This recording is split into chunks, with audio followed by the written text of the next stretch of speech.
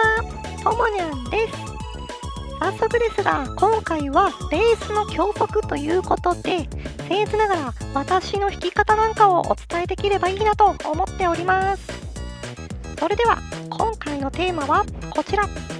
脱初心者、ベースのルート弾きのコツということでやっていきたいと思います。よろしくお願いします。ベースのルート弾きってベースを始めた人はおそらく一番最初に演奏しますよね。ジャズとかクラシックが入り口の場合は違うと思いますが、ポップスとかロックの場合は多分そういう人が多いんじゃないかなと思います。だってルート弾きって一番簡単ですからね。多分簡単だけどルート弾きができれば1曲演奏できちゃいますもんね。はい。ただちょっと待ってください。簡単だからって初心者でもできるからって素通りしてませんか？ルート弾きができれば1曲演奏できちゃうっていうぐらいの演奏方法ですよ。つまりルート弾きっていうのは簡単だけど超重要。基本中の基本だけど上級技。オールフォーワン、ワンフォーオール。つまり個性と、横道にそれましたが、それだけルート弾きを極めるっていうことはシンプルなことですが、かなり大事なことだと思います。ですが、初心者の頃ってベースのルート弾きってつまらなくないですかね？もっとベースラインが難しい曲をやりたいよとか思いませんか？私も昔はそう思ってました。でもそれは間違ってたと今は思っています。それには理由があります。なんでルート弾きがつまらないかというと、周りの音を聞いていないからなんですね。要するに一人で演奏しているからなんです。そんなことないよ。バンドでみんなでやったるもんっていう声が聞こえてきそうですが、一人で演奏しているというのはそういう意味ではなくって、周りの演奏に合わせて演奏しているか、独りよがりの演奏になっていないかっていう意味です。さて、前置きが長くなりましたが、つまりルート弾きのコツとして必要なことは、周りに合わせて弾くっていうことです。じゃあ具体的に周りに合わせて弾くってどうすればいいのかっていうことなんですけれども、その方法の一つとしては、ルート弾きにアクセント、つまり抑揚をつけて弾くということですね。よく初心者向けの教則本には、均一に音を鳴らせるように練習しましょうって書かれてることが多いんじゃないかなと思います。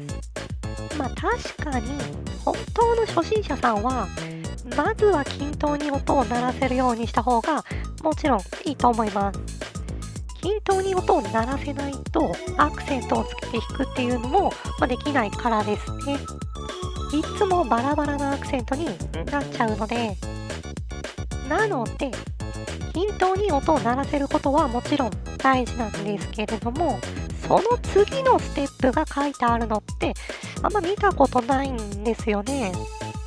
なのでルート弾きっていうのは均等に音を鳴らすものっていう風になってしまって、とにかく均一で平坦な演奏をすることに一生懸命になっちゃうから、きっとつまらないんですよね。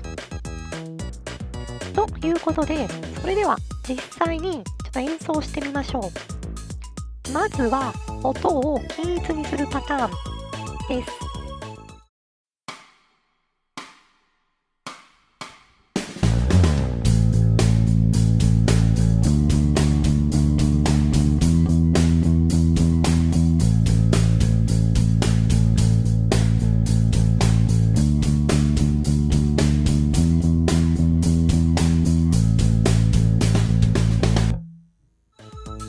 では次にアクセントをつけて弾くパターンです。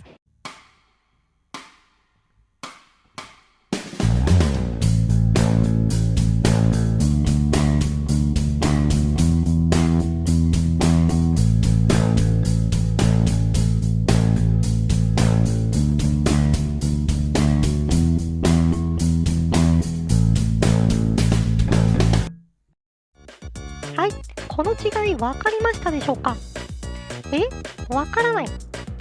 まあ最初はそういうものでしょう。逆にあからさまに分かりすぎても邪魔になるだけなので、分からないぐらいがちょうどいいのかもしれないですね。それでは少し解説をしていきましょう。今回はドラムの音に注目します。このっていう感じですよね。このパンのところ、スネアドラムの音に合わせて強く弾いています。もう一度弾いてみましょう。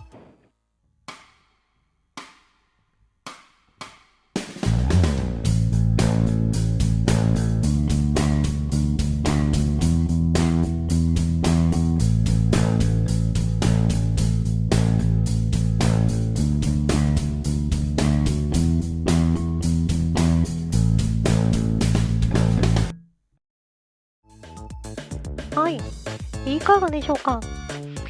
こんな感じで、今のはスネアドラムに合わせてアクセントをつけたんですが、それ以外にも小節の頭にアクセントをつけてみたりするとこんな感じ。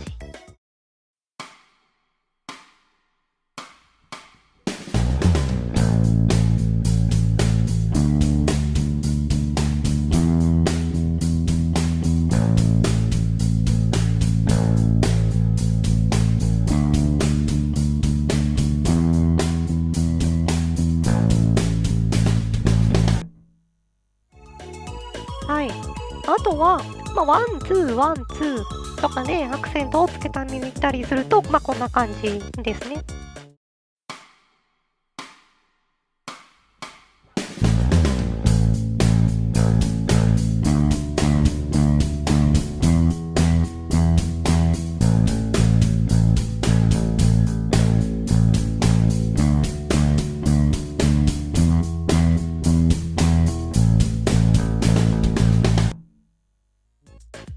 はい。こんな感じでいろんなアクセントの付け方っていうのがありますね。一つ言えることとしては、これらのアクセントをつける場所には正解っていうのは特にありません。自分が曲を聴いて演奏して感じたままにアクセントをつければいいんです。個人的な目安としては、頭を振りたくなるところにアクセントを入れてますね。こんな感じで例えばできます。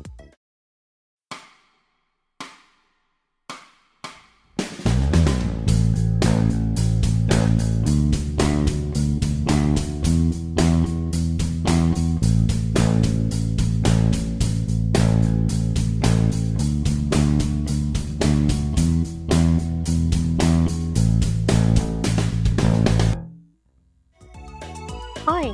こんな感じで自分の思うままにアクセントをつけてみましょう。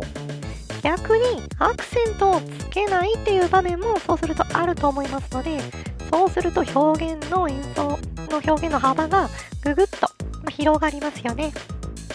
このアクセントをつけるっていうことは、あんまり派手なことではないので、ただ聞いているだけだとあんまり違いが聞き取れないかもしれません。ただ、この違いは演奏している自分自身にははっきり分かるようになってくると思います。そうすると、ノリを感じられるようになっていくんですね。そしたら演奏することが、ルート弾きもそうですが、もっと今よりも楽しくなると思います。音楽とは音を楽しむと書いて音楽。楽しめない人にやっぱいい演奏はできませんよね。つまり自分が楽しんで演奏することでいい演奏することができて、ひいては聴いている人も楽しませることができるということです。人を楽しませるためにはまずは自分から。